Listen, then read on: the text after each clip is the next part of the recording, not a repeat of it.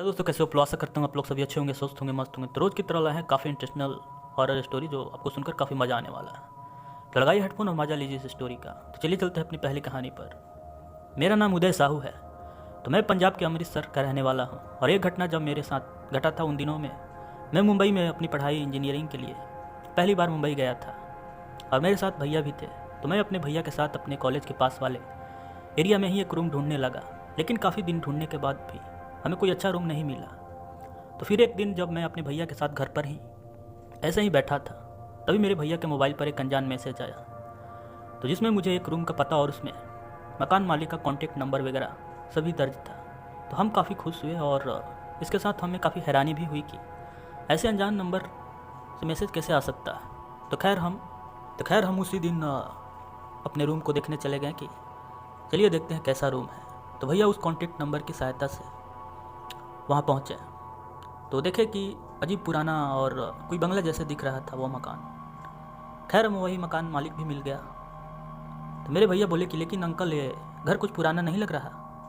तो उसने बताया कि हाँ, यह लगभग 150 साल पुराना हो सकता है, जो अंग्रेज़ों द्वारा बनाया गया था। लेकिन मेरे दादाजी इसको आज से कई वर्षों पहले संभाला करते थे और उनके मरने के बाद तो यह कई दिनों से ऐसे वीरान पड़ा रहा। खैर आप लोग चिंता ना करें, इसकी मरम्मत मैंने करा दिया है और आप अंदर जाकर देख लें। तो हम उसी समय अंदर गए तो वह कोई राजमहल से कम नहीं लग रहा था। खैर हम उसके अंदर अजीब सी कोई डरावनी और कोई मनुष्य चीज़ तो नहीं दिखा, लेकिन हमारे साथ जो होने वाला था वो काफ़ी दर्दनाक था, जिसका हमें अंदाज़ा नहीं था। अंदर से वो एकदम आलीशान महल जैसा दिख रहा था। तो भैया ने पूछा कि क्या किराया लगेगा? जी आप जो चाहें दे दीजिएगा, उसने बोला। तो मैंने पूछा कि आपका कहने का क्या मतलब है? तो उसने बोला कि 3000 रुपये लगेंगे, आप दे सकते हैं तो रह सकते हैं, वरना आप जा सकते हैं। तो हम उसकी बातों को सुनकर काफ़ी हैरान भी रहे कि इतना रूम अच्छा और ये 3000 रुपये ऐसे रेंट पे तो मुंबई में साधारण रूम भी नहीं मिलते हैं। तो खैर मैं रहने लगा। तो मैं आपको बता दूं कि मैं एक मकान मालिक का हमें सिर्फ वहीं उस घर में रहते थे। तो मकान मालिक कुछ दिन में वहाँ से चला गया और मेरे रहने के 4 दिन बाद देखकर नया किरदार भी आ गया। तो एक अंकल जी थे और वो मकान 2 मंजिला था। तो ऊपर को जाने वाली सीढ़ियों पर एक बड़ा सा गेट लगा था जिस पर ताला लगा रहता था। तो खैर मुझे रहते हुए अभी 10 दिन ही हुए होंगे कि एक रात में जैसे ही बाथरूम गया, मुझे उसी दूसरी मंजिल के कुछ हिस्सों से आवाज़ आती हुई सुनाई दे रही थी। तो मैं उसी समय डर गया, कैसे कैसे हो सकता है, बाहर से तो ताला बंद है और मेरे अभी तक रहने पर इसके अंदर कोई गया भी नहीं और ना ही बाहर आया है, तो अंदर से कैसी आवाज़ आ रही है। तो फिर मैंने सोचने लगा कि कहीं चोर तो नहीं है। मैं तुरंत उसी समय सीढ़ियों के अंदर उस दरवाजे पर के पास पहुंचा। तो आवाज़ें स्पष्ट सुनाई देने लगा। वे आवाज़ें एक औरत की या फिर एक लड़की की हो सकती थी, जैसे वह बोल रही थी कि किसी को नहीं छोड़ूंगी, अब तुम नहीं बचोगे। और तभी वह एक भारी कदमों के साथ, जैसे पूरा बंगला का अपमान हो रहा, वह मेरे दरवाजे के पास दौड़ते हुए आने लगी। इसे सुनकर मेरा दिल उसी समय धड़कने लगा और मैंने जैसे ही वहाँ से पीछे मुड़कर नीचे उतरना चाहा और भागना चाहा, वह उस दरवाजे पर आकर एक जोर से धक्का मार दी। इसे देखकर मैं उसी सीढ़ियों से वहीं गिर गया और वे मैं बेहोश हो गया। तो मेरे सिर और मेरे हाथों में काफ़ी चोट भी आई थी। खैर सुबह उस रूम वाले चाचा जी ने मुझे हॉस्पिटल पहुंचाया। तो मैंने ये सारी बात अपनी भैया और उस मकान मालिक से कहने को कह दिया कि भैया आप ये सारी बात उस मकान मालिक को फ़ोन करके बता दीजिएगा कि यह ऐसी हालत है और ऐसी घटना आपके दूसरी मंजिल से हो रही है। तो भैया ने तुरंत उसी समय उस मकान मालिक के पास फ़ोन किया और सारी बातें बताए। तो ये बातें सुनकर काफ़ी हैरान और काफ़ी डरा हुआ लग रहा था। लेकिन जैसे ही भैया बोले कि आप अभी सवेली में आ जाइए, तो वह मना कर दिया और बोला कि मैं मुंबई से कहीं बाहर। लेकिन फिर भी भैया 1-2 दिन तक उससे बातें करते रहे और बहाना बनाता रहा। लेकिन हम समझ गए कि वह हमसे ज़रूर कुछ छुपा रहा है। फिर हम किसी तरह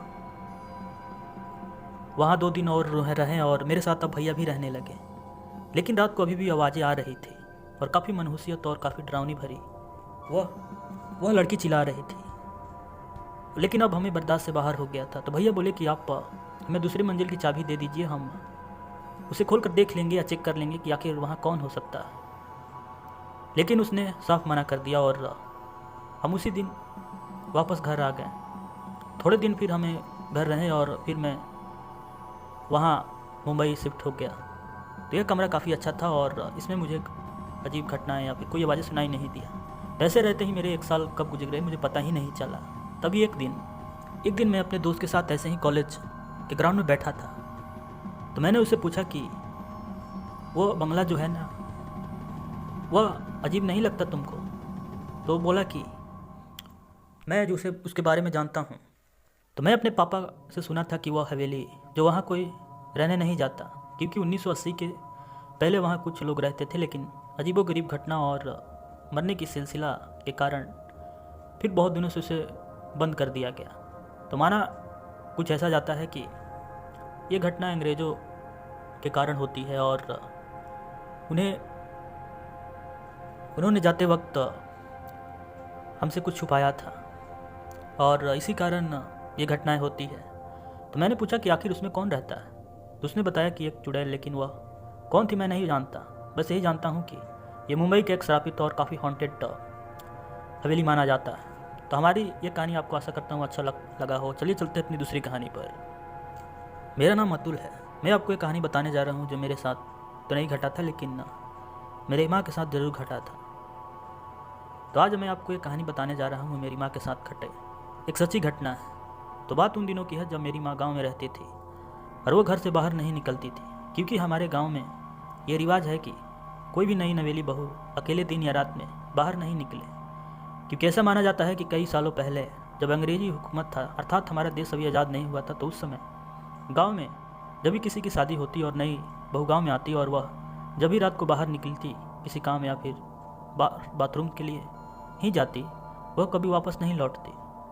और फिर कुछ दिनों के बाद गांव में एक घटना और बढ़ने लगी। तैसे ही एक घटना हमारे गांव में आज से 25 वर्ष पहले फिर हुआ था।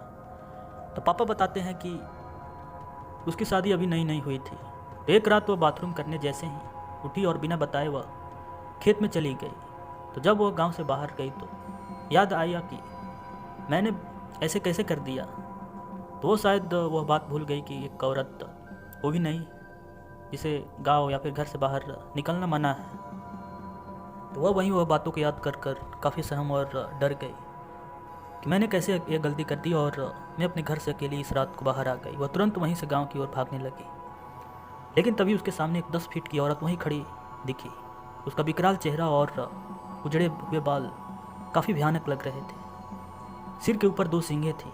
वह एक भयानक चुड़ैल जैसी दिख रही थी। शायद वह एक चुड़ैल ही थी। वह औरत जैसे ही उसकी आवाज़ सुनी वही बेहोश हो गई। और जब सुबह हुआ तो उसे कुछ गांव वाले देखे तो उसको उसके घर पहुंचा दिए और अपनी सारी घटना उसने गांव वालों अपने परिवार को बताई।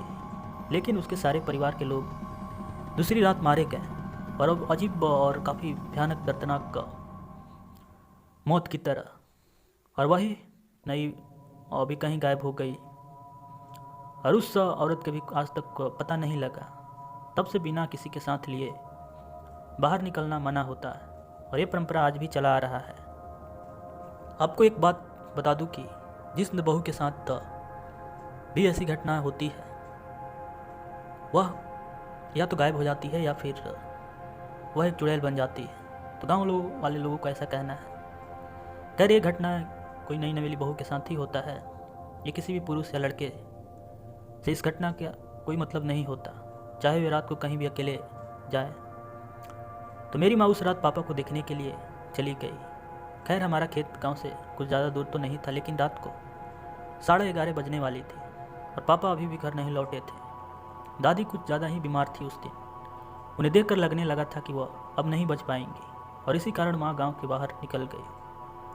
तो देखा कि एक औरत एक पेड़ के पीछे से मेरी माँ को हाथ देकर बुला रही थी। तो मेरी माँ ने जैसे उस पर टॉर्च की रोशनी मारी, वह उसे देखकर चीख गई और वहाँ से भागने लगी। लेकिन तभी मेरे पापा रास्ते में आ गए। खैर उस दिन वह मेरी माँ के पास तो नहीं पहुँची और इसीलिए मेरी माँ उस दिन बच गई और हमारा परिवार भी। तो शुक्र है भगवान का कि उस दिन हमारे साथ कोई ऐसी घटना नहीं घटी। लेकिन आधुनिक युग के बदलते समय और 25 वर्ष के बाद अब ऐसी कोई घटना शेष नहीं रह गई है। अब गांव वाले लोग निफिक्र रहते हैं और वो बिना चिंता के कहीं भी रात को या दिन को जा सकते हैं, और औरत भी, अकेले या फिर किसी के साथ। अब ऐसी घटनाएं नहीं दिखती। तो आशा करता हूँ आपको ये कहानियाँ अच्छी लगी होगी। तो अपने हैं तो प्लीज़ इसी प्रकार के रियल हॉरर स्टोरी सुनने के लिए हमारे इस चैनल को सब्सक्राइब और लाइक कर सकते हैं, और अपने सुझाव कमेंट बॉक्स में मुझसे दे सकते हैं। तो मिलते हैं किसी नेक्स्ट वीडियो में इसी प्रकार की कुछ रियल घटनाओं के साथ। तब तक बाय एंड टेक केयर।